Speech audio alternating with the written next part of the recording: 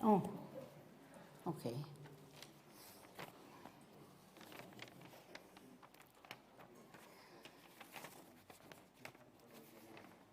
Well,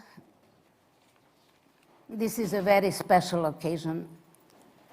Your Excellencies, ladies and gentlemen, dear friends, because it is, in a way, an unusual start of the Belgrade Security Forum. But in the same time, it is a great honor and immense pleasure to open this 11th Belgrade Security Forum and to address you for the 10th time.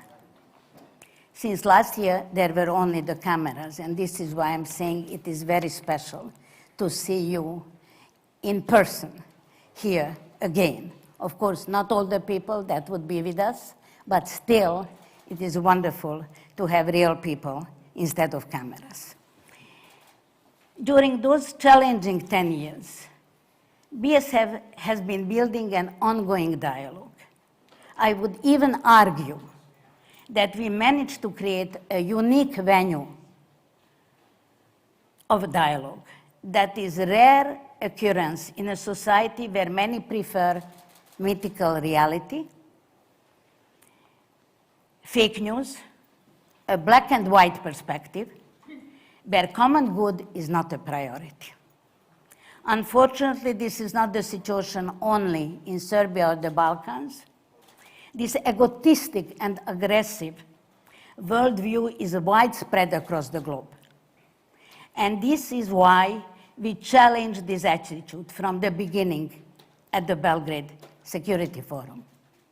This challenge to this attitude, I would say, is really the main feature of BSF. The COVID-19 pandemic, the biggest global health catastrophe since the Spanish flu 100 and some years ago, keeps reminding us that the entire humankind is in the same boat, and that either we act in a spirit of global solidarity or the boat will inevitably sink. At the opening of the World Health Summit exactly a year ago, the Federal President of Germany, Frank-Walter Steinmeier, stated, "In the face of the virus, we are without doubt a global community. But the key question is, are we able to act like one?" We learned since then that it is not only about solidarity, but all our own vested interest. And although more than ever has been invested in medical research, the most powerful countries in the world are still spending much more on new generation, on even more deadly weaponry than it exists now. Millions of lives have been lost by the virus, and many more will be lost because of growing poverty, the deepening gap between haves and have-nots. If we do not manage to pass the test COVID-19 put in front of us, how shall we pass the much more difficult one? the one that is a real threat for the survival of the humankind. While the COP26 in Glasgow is just a few days away, it is still unclear whether the most responsible leaders of the world, most responsible for the pollution of the world, will all be there. How will the recent intensification of fossil fuel use, as well as further slash and burn of the Amazon, be slowed down and eventually stopped in order to mitigate the climate catastrophe that can end our entire civilization? These are not the times when anybody, big or small, can indulge themselves that we are not responsible, that our own energy production is our own business. These are not times for business as usual. These are times for big decisions. And no one is exempted, otherwise we will inevitably be in the same sinking boat. A venue, in our own region, we must insist on developing the understanding of common interest and responsibility, the necessity of solidarity. This is what BSF is about. A venue where we bring people together to think and act together for common good. We need to think how to conceptualize different policies and politics to get out of the trap of perverted, egotistic, neoliberal, anti-democratic model of governance in order to be part of the struggle for the future of humanity. At the end, I would like to share with you that BFP is marking its 18th birthday this month, in fact, almost exactly to the day, and acknowledge three persons that without whom the idea of BSF would not develop into reality: Pavel Demes, Istvan Gyarmati, and Ivan Vejvoda. Thus, it is a special honor that Ivan Vejvoda will be closing the 11th BSF in conversation with Christoph Heusgen. Wishing you an interesting and rich dialogue, it is my great pleasure to introduce our first keynote speaker, today Ambassador Emmanuel Giuffre, head of the EU delegation in Serbia. The floor is yours. Well, thank you very much, Ms. Lix. Dear friends and colleagues, it's my first time at the Belgrade Security Forum, but as you said, this is becoming a long tradition, so I want to wish you happy birthday.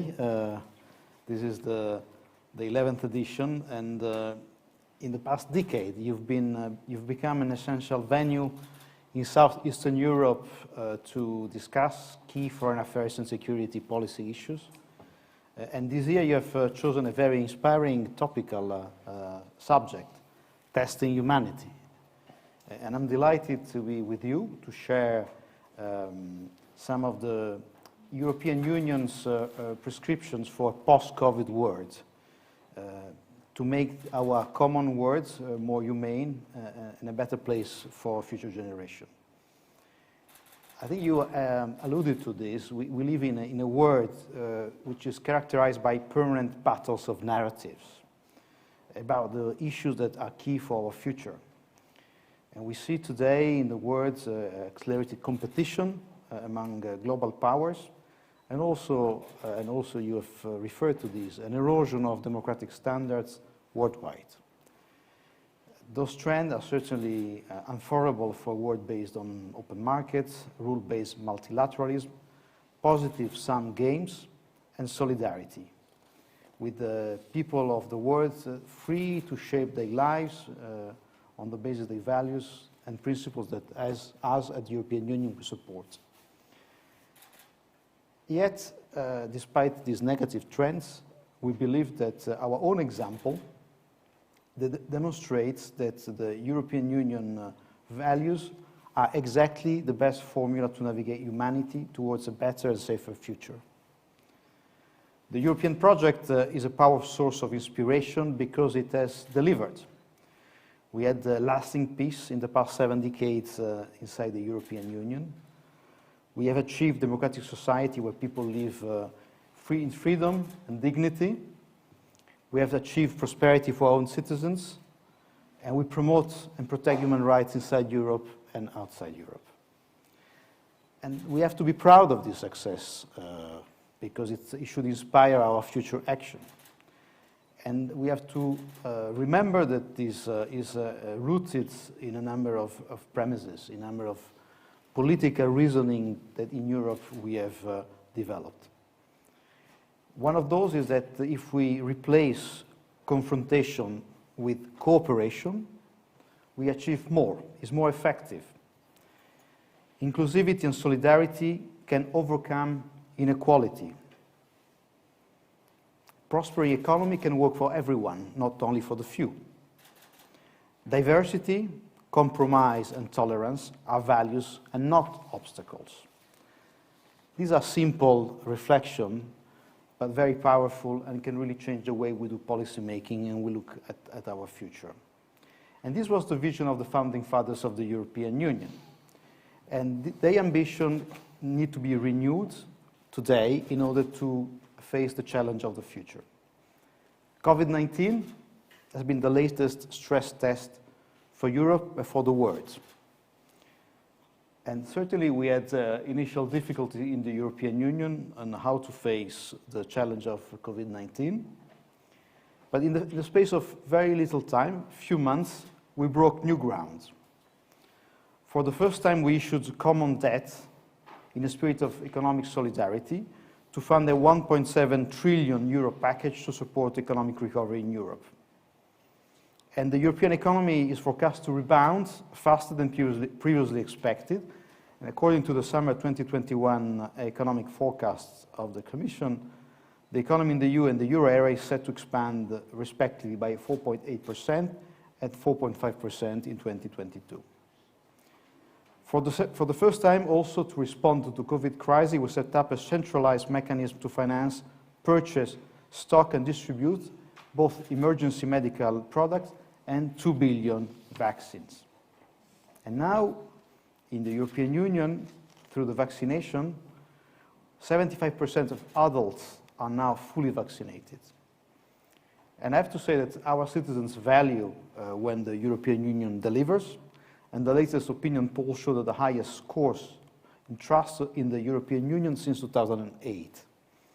And the highest level of optimism about the European Union future. And this might be counterintuitive when you see all the crises we are facing. But certainly, out of COVID, we also learned, as you said, that we are all in the same boat, that we cannot save one and then the other. We need to save everyone because the pandemic is global and needs to be addressed globally. So the European Union exported over 1 billion vaccines worldwide over the past 10 months. Vaccines produced in the European Union were shipped to more than 150 countries in all continents. And we delivered about 87 million doses to low and middle-income countries through the COVAX, which is the programs implemented by the World Health Organization and Gavi, of which the European Union is the largest financial supporter.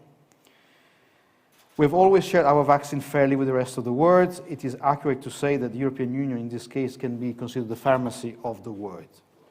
We have exported as much as we have delivered to our own citizens. And this goes hand in hand with the financial support and development efforts the European Union has been doing in all areas. The European Union is the biggest donor for international aid in the world, providing over 50 billion euros a year to help overcome poverty and advance global development. Of course, next to COVID, we have another huge threat that is undermining our own planet, which is the threat of climate change. And of course, for climate change, we have no vaccine, so action needs to be taken now. And we are a few days from the climate conference in Glasgow, which is seen by many as the last best chance to keep the goals of the Paris Agreement in sight and keep global warming as close to 1.5 centigrade as possible. Based on the current commitments in the world, we're not on track. The UN reported in mid-September that we are currently on track for 2.7 centigrade of warming, which would be a catastrophic, which could have catastrophic consequences for the world. Now, even here, I think the European Union has taken a leadership role. We have agreed what we call the European Green Deal. This is the world's most advanced blueprint for reducing emission and decarbonized economy while maintaining economic growth.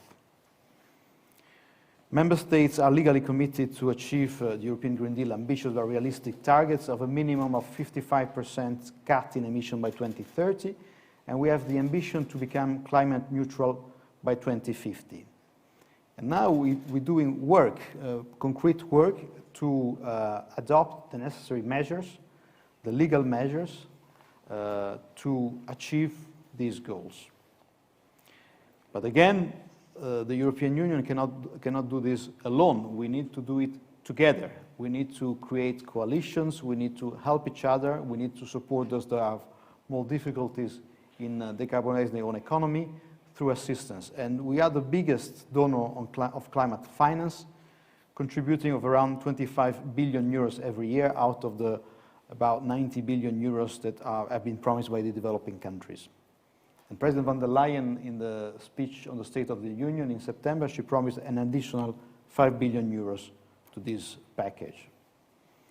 So we're not bringing a new proposal in Glasgow, but our focus is to mobilize others to act.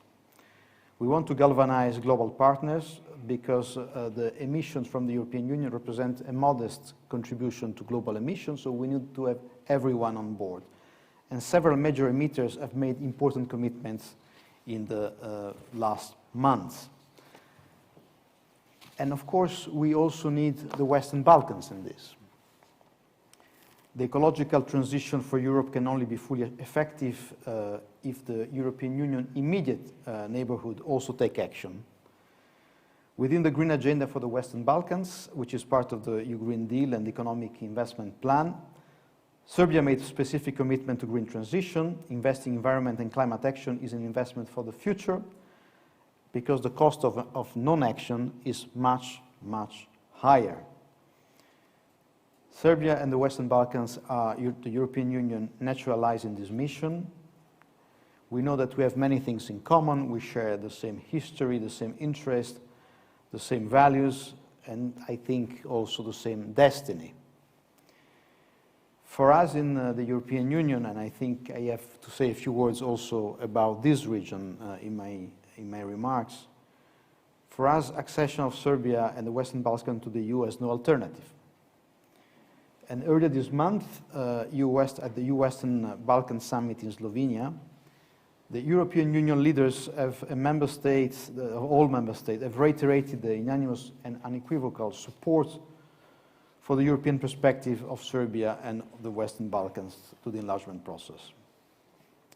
Last week, we have published the annual enlargement package with the reports on all the partners of the region, including Serbia, where we have highlighted, when it comes to Serbia, a renewed commitment by Serbia to deliver on its European Union reform agenda. The reports also highlight that much remains to be done. We've been very honest about this because it's a matter of credibility for the European Union. Much work needs to be done, particularly in what we call the fundamentals, the independence of the judiciary, the freedom of the media and freedom of expression, support to civil society, the fight against corruption and organized crime, and the handling of war crimes. But certainly there are a number of initiatives that are now in progress, including the constitutional reform that is under preparation, election reforms, and other issues that are indicating a renewed commitment to move in the right direction. And the European Commission has indicated in its report its support to open 2 clusters for Serbia. Cluster 3, which is about competitiveness and inclusive growth, and Cluster 4, which is about the green agenda and sustainable connectivity, which is, of course, also linked to our common fight against the threat of climate change. These will have to be decided by member states. It's their prerogative to decide on opening clusters, and the decision hopefully will be taken at the next intergovernmental conference.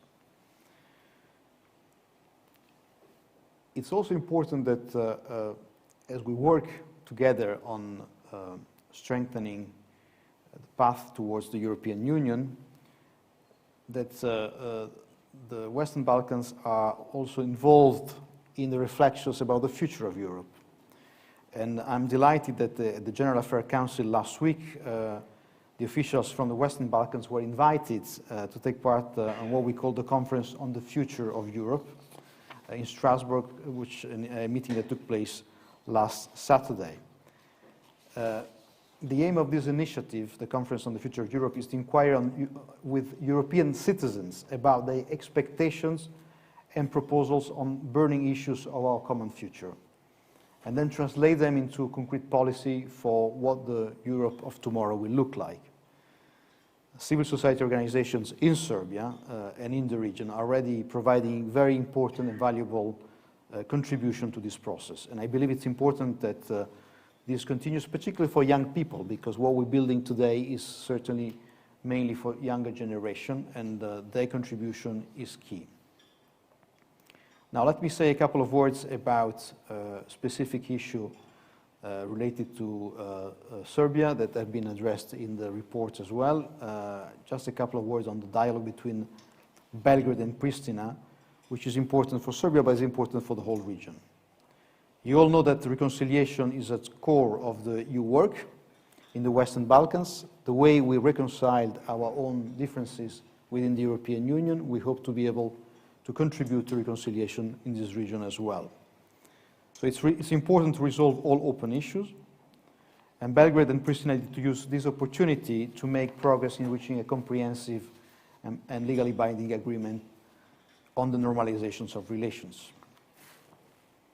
We've seen also a renewed cooperation and engagement by the European Union together with the US in the Western Balkans, which is a sign of transatlantic unity,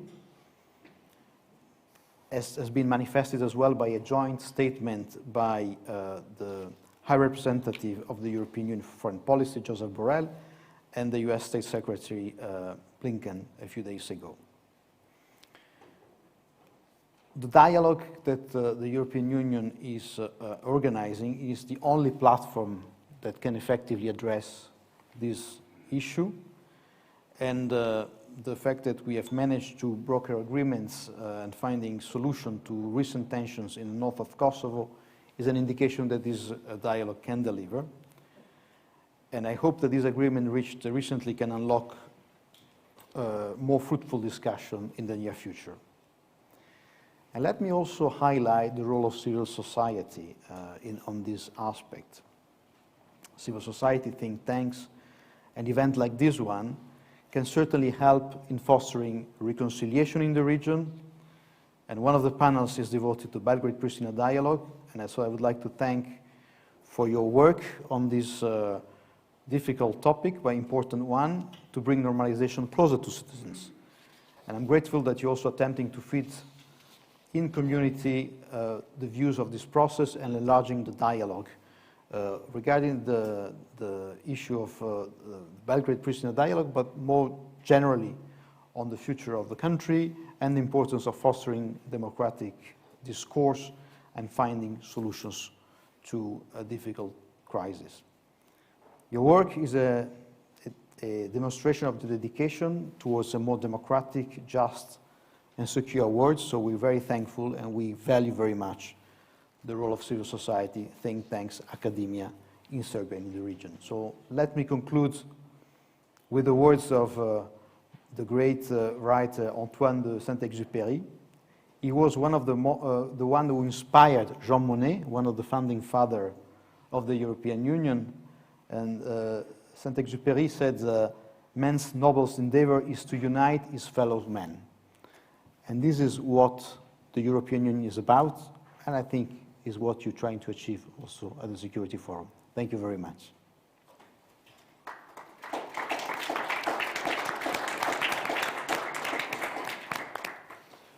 Thank you, Ambassador Joffre, for these kind words, especially on your final note. I think we are all sharing the same belief.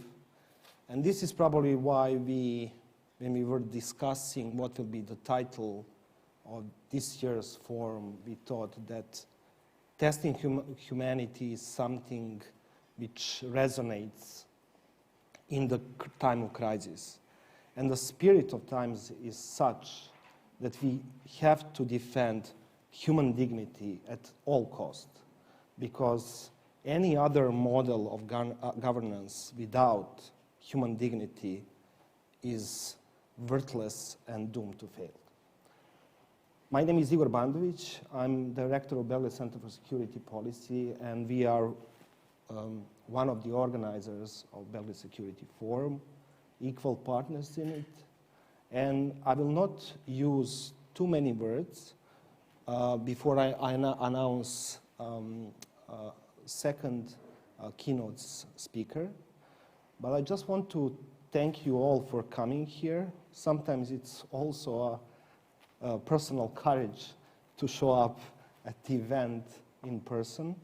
Also, I want to thank all those who are watching us online or all online platforms.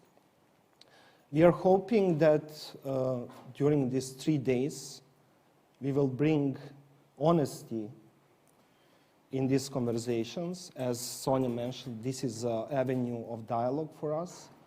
And I think in the times of crisis, we have to be honest to each other.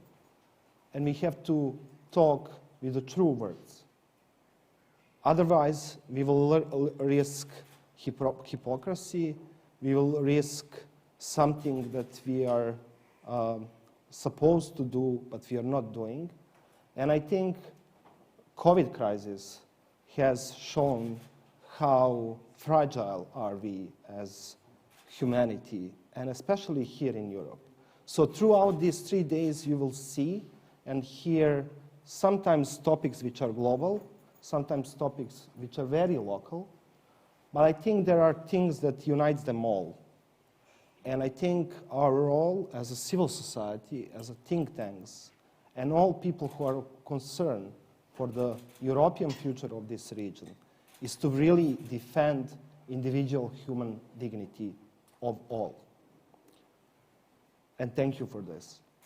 I will now announce Deputy Assistant Secretary, Gabriel Escobar, who will have his keynote speech for the 11th Belgrade Security Forum. Ambassador, floor is yours. Thank you very much. Can you hear me? Yes. All right. Well, first of all, thank you very much to the organizers, and thank you, Sonia. It's great to see you on screen. I very, very much miss Belgrade, and for years I've been watching the Belgrade Security Forum, and I'm happy to be a keynote speaker. It's an enormous privilege for me. I want to start my discussion today with the question that I get most often, which is, what is the new administration's policy to the Western Balkans? And I'll tell you that the policy is consistent and one that has been followed by every administration since Clinton. That is that the Western Balkans, all of them, all 6 countries, should be part of the European Union and should be part of it soon. They are already culturally, historically, and economically European. Many of them have already made enormous progress. And our hope is that working together with our European colleagues, we can convince the reluctant member states that they are not as much of a risk as they are an opportunity. And I want to echo what Ambassador Joffre said, that the European Union is a sphere of opportunity, of freedom, of rights. And I want Europe to, my European listeners to know that's what people see when they look at the European Union. That every country that's joined the European Union has become more democratic, more stable, and more prosperous. That even the prospect of being a candidate has made countries undertake enormous democratic and economic reforms. So that's what we wish for the Western Balkans, and we wish for it soon. The difference that you'll see in this administration is, one, is the urgency in which we're going to discuss some of the remaining problems of the European Union. But more importantly, while many of the people inside, the analysts about the Balkans continue to see the Balkans through the 90s. In fact, some of the politicians continue to see their leadership through the prism of the 90s. We don't. We see them through the prism of the 21st century, which is they are an enormous opportunity for Europe, for the United States, for the transatlantic community. The Western Balkans are a tremendous economic driver of growth. And I will give you an example about Serbia, for example, the one that I know the best.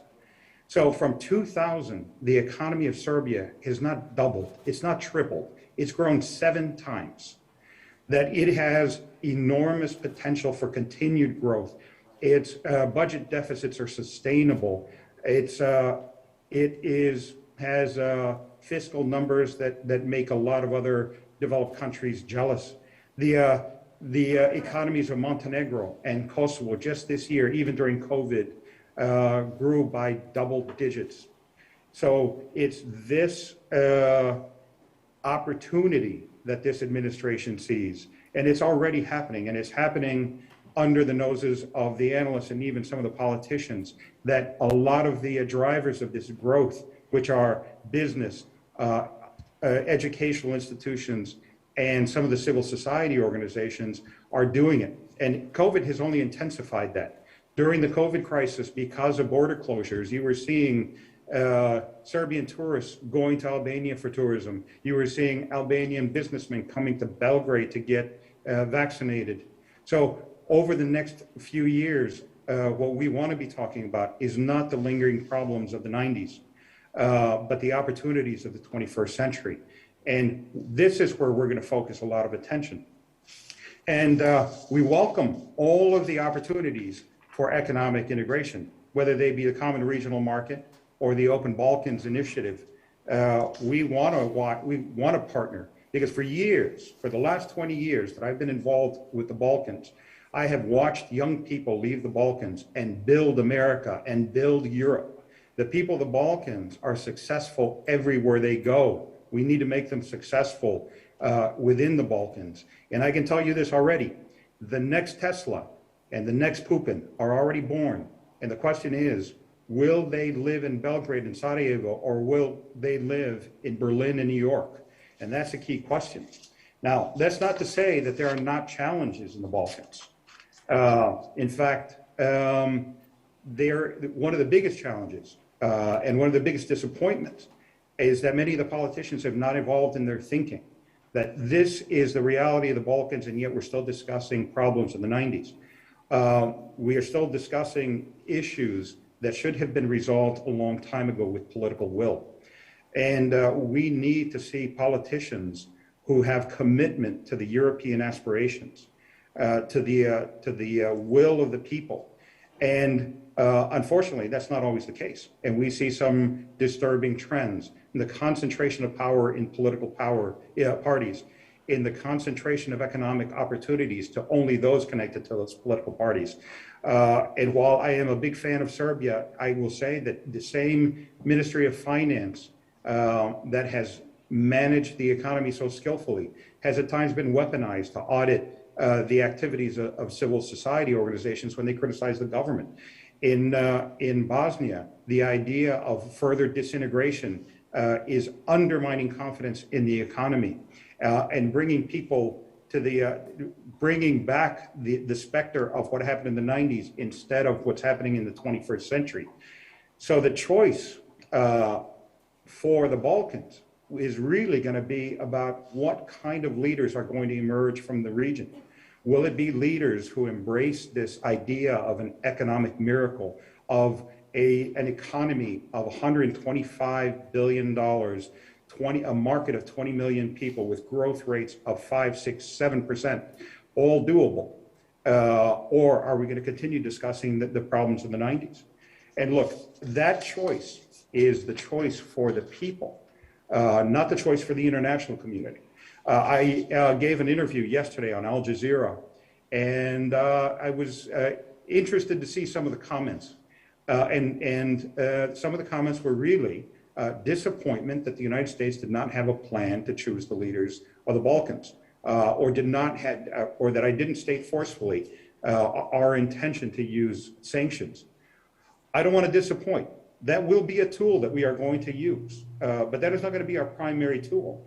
And even if we use sanctions and other measures, that is not the solution to the Balkans. The solution is elections. The solution is the motivation of populations, the participation of the public in the political space, the recognition by leaders that they have to open up media, they have to open up dialogue with civil society, with opposition, that the key to a stronger Western Balkans is really one that creates inclusion, not exclusion, that is about integration, not disintegration, that is about ethnic reconciliation, not nationalist politics. And whether or not politicians understand my message, the public does. I have been humbled by all of the expressions of support that I'm getting from chambers of commerce, from universities, from different groups of people who are not connected to the political structure, about how they want to make this happen. So from my perspective, and for the next few years under this administration, what we are going to focus on is those people who want to make Serbia, want to make the Western Balkans a reality for Europe, and a reality for this economic miracle that is going to transform the region. And it's already transforming it. And we are going to be, the region can count on the United States as a partner in all of this. I look forward to coming back next year and briefing you on all of the things that we have done to further that vision. Thank you very much.